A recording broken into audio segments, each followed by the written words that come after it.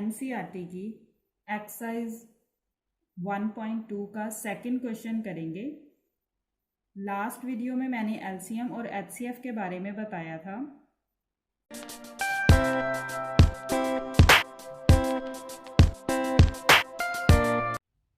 Find LCM and HCF of the following pair of integers and verify LCM into HCF equal to product of numbers। तो first question करते हैं। सबसे पहले तो उसने बोला फाइंड एलसीएम एंड एचसीएफ। तो फर्स्ट क्वेश्चन में 26 एंड 91, पहले 26 के हम प्राइम फैक्टराइजेशन करके इसके फैक्टर निकाल लेते हैं। पहले ये 2 के टेबल पे जाएगा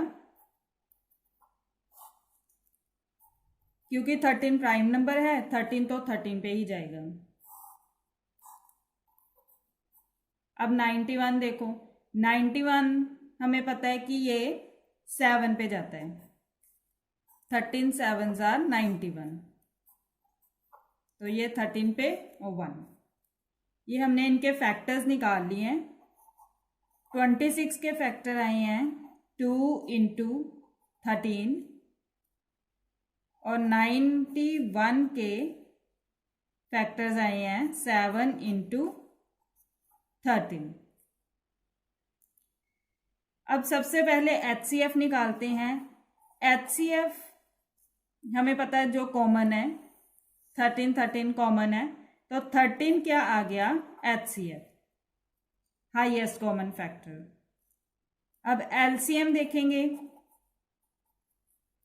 एलसीएम में हमने सारे ही लेने हैं, लेकिन जो सेम है उनकी बड़ी वाली डिग्री लेनी है, ग्रेटर डिग्री लेनी है। तो इसमें हम 2 भी लेंगे, 7 भी लेंगे और 13 भी लेंगे। लेकिन 13 इसमें भी है, इसमें भी है, लेकिन 13 की हाईएस्ट डिग्री है 1, तो 13 मैं एक बार लूंगी इसमें। तो जब आप मल्टीप्लाई करेंगे वी विल गेट 182। तो एचसीएफ आ गया 13 और एलसीएम आ गया 182।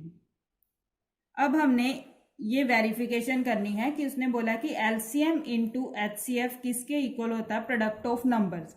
मतलब अगर एलसीएम और एचसीएफ को मल्टीप्लाई करते हैं तो जिन दोनों का एलसीएम और एचसीएफ निकाला है उनके प्रोडक्ट के इक्वल होगा उसका प्रोडक्ट। जब दोनों को मल्टीप्लाई किया तो हमारे पास आ गया 2366। अब राइट हैंड साइड लेते हैं। राइट हैंड साइड में हमारे पास है प्रोडक्ट ऑफ नंबर्स। ये एलसीएम और एचसीएफ हमने किन नंबर्स का निकाला है? 26 और 91 का, तो इनका ही प्रोडक्ट लेना है।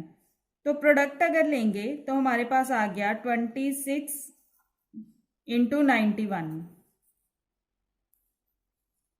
इनको मल्टीप्लाई करके भी हमारे पास आ गया 2366। So left hand side is equal to right hand side, hence verified.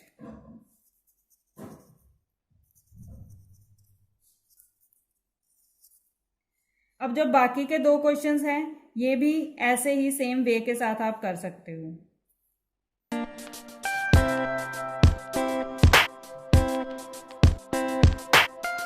अब थर्ड क्वेश्चन पे आते हैं। थर्ड क्वेश्चन में उसने बोला है find LCM and HCF of the following integers by applying the prime factorisation method. So इसमें हम फर्स्ट क्वेश्चन लेते हैं। 12, 15 एंड 21। सबसे पहले इनकी प्राइम फैक्टराइजेशन करनी है। सबसे पहले 12 की प्राइम फैक्टराइजेशन करते हैं। 2 के टेबल पे डिवाइड होगा 6, अगेन 2 के टेबल पे 3 2 का 6 और ये 3 पे। 15 की प्राइम फैक्टराइजेशन सबसे पहले 3 के टेबल पे डिवाइड होगा, फिर 5 के। सिमिलरली 21 की सबसे पहले 3 के टेबल पे डिवाइड होगा, फिर 7 पे। तो ये मेरे पास इसकी प्राइम फैक्टराइजेशन आ गई। तो 12 को लिखा जा सकता है 2 इंटू 2 इंटू 3, 15 की प्राइम फैक्टराइजेशन आ गई 3 और 5, सो 3 इंटू 5, और 21 के फैक्टर्स आ गए 3 इंटू 7। अब इसको लिख सकते हैं 2 की पावर, अब इसको लिख सकते हैं 2 की पावर 2 इंटू 3। अब देखो HCF क्या आ गया, HCF हमारा आ गया कॉमन 3 3 3, 3 हमारा तीनों में कॉमन आ गया, तो ये हमारा HCF है 3। अब LCM के लिए 2 इसमें आ रहा है, 2 की हाईएस्ट डिग्री 2 है, 3 लेंगे, 3 की हाईएस्ट डिग्री 1 है, 5 की भी हाईएस्ट डिग्री 1 है, और 7 की भी हाईएस्ट डिग्री 1 है। अब मल्टीप्लाई करेंगे, जो मल्टीप्लाई करके हमारे पास आ गया 420, तो ये आ गया LCM और HCF। पहले सेकंड क्वेश्चन में हमने 2 नंबर का निकाला था, 2 नंबर्स का, इसमें हमने 3 नंबर्स का निकाला है। तो फर्स्ट क्वेश्चन के जैसे ही हमारे सेकंड और थर्ड क्वेश्चन भी हो जाएंगे। सो हम अब फोर्थ क्वेश्चन पे आते हैं।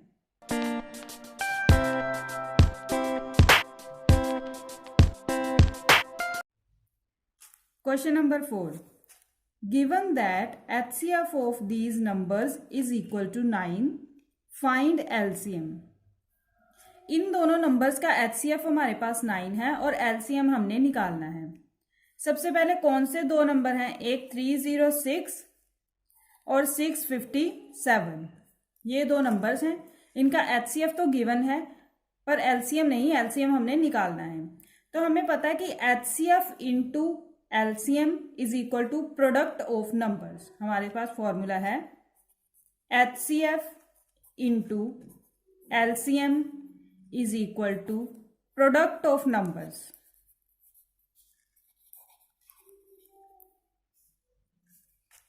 अब देखो HCF हमारे पास दोनों नंबर्स का क्या है, 9 into LCM as it is रखेंगे,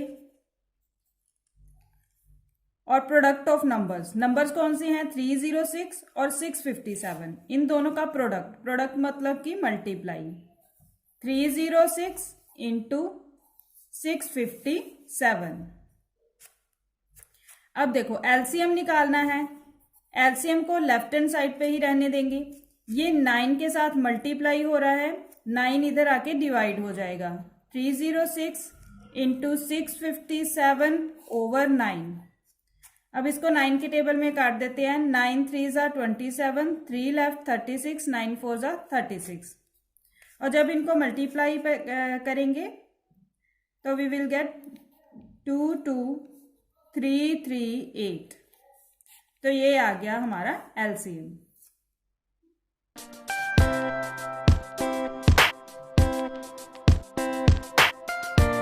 question number 5, check whether 6 power n can end with the digit 0 for any natural number n।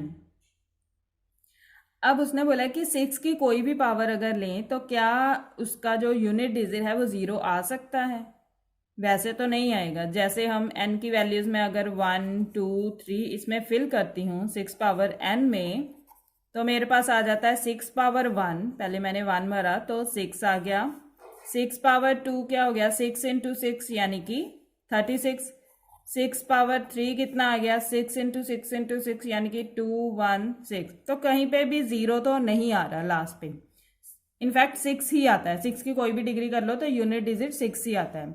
तो ये क्वेश्चन वैसे तो नो है, लेकिन कैसे करना है इसको, हमें पता अगर इसका कोई यूनिट डिजिट अगर 0 है या एंड डिजिट अगर 0 है तो वो तो डिवाइड होगा 5 के साथ, वो तो फिर 5 पे डिविजिबल हो जाएगा।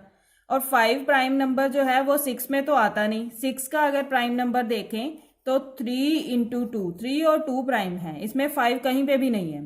तो हमारी जो फंडामेंटल थ्योरम है वो कहती है कि जो कोई नंबर है उसके जो प्राइम नंबर आएंगे, अगर उसका कोई भी आप ऑर्डर कर दो, ऑर्डर मतलब डिग्री कर दो, 1 कर दो, 2 कर दो, 3 कर दो, कोई भी नया सा प्राइम नहीं आएगा। तो इसमें अगर 3 2 प्राइम है, अगर कोई भी मैं डिग्री करती हूँ तो प्राइम नंबर वही रहेंगे 3 और 2, कोई भी 5 प्राइम नंबर नहीं आ सकता इसमें। इसको थोड़ा ऐसे देख लेते हैं, जैसे ये 3 इंटू 2 है, अगर इसको आप देखोगे तो 3 2 बार और 2 भी 2 बार, इसमें देखोगे 3 टाइम और 2 भी 3 टाइम, तो कहीं से भी 5 नहीं आएगा। तो इसलिए हमारी according to our fundamental theorem 0 कभी भी इसके एंड डिजिट नहीं हो सकता। तो इसको ऐसे लिख सकते हैं, सो ऐसे लिखना है कि by fundamental theorem there are not other prime in factorization of 6 power n, therefore it is not possible that 0 is last digit of 6 power n. So 6 power n belonging to natural number cannot end with digit 0.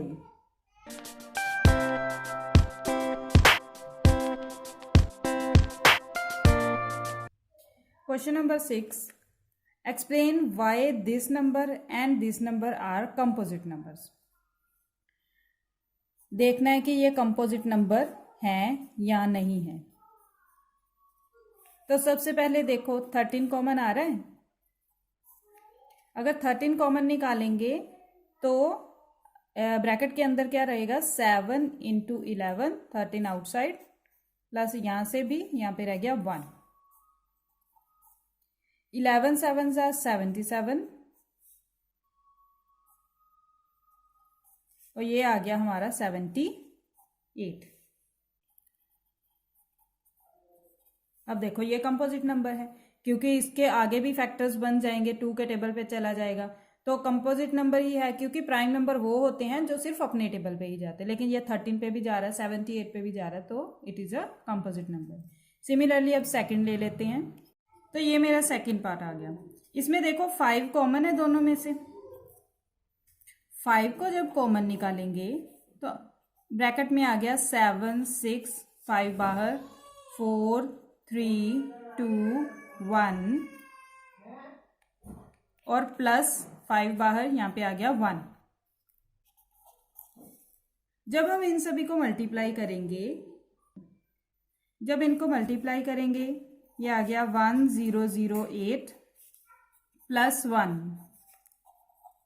तो 1009। तो again ये क्या आ गया हमारे पास, composite number. तो ये दोनों composite number ही हैं।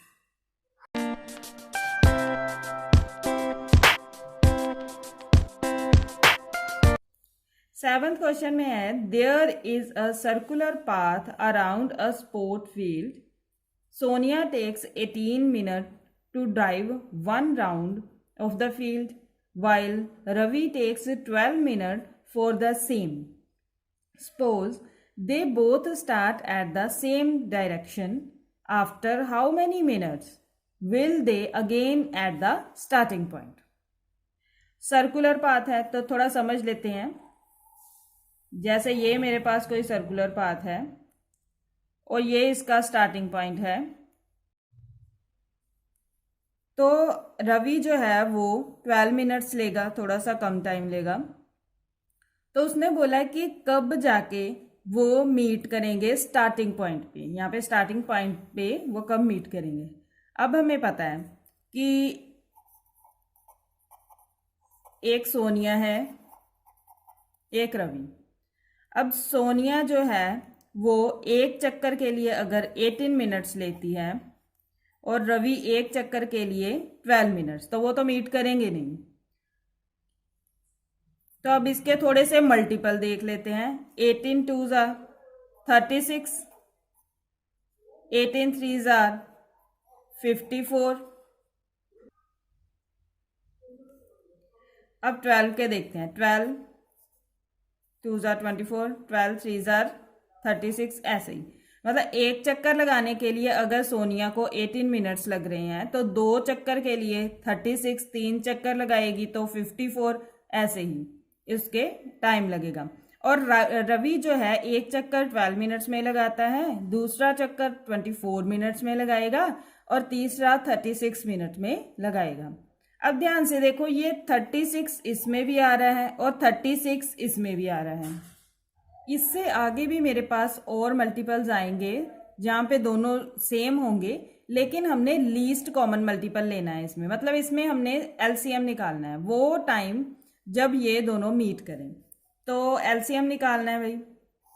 तो सबसे पहले हम ये जस्ट समझाने के लिए था, ये आपने पेपर में नहीं करना, हमने जस्ट इसका एलसीएम निकालना है। पहले 18 का निकालेंगे एलसीएम, 2 के टेबल पे डिवाइड होगा ये, फिर 3 के,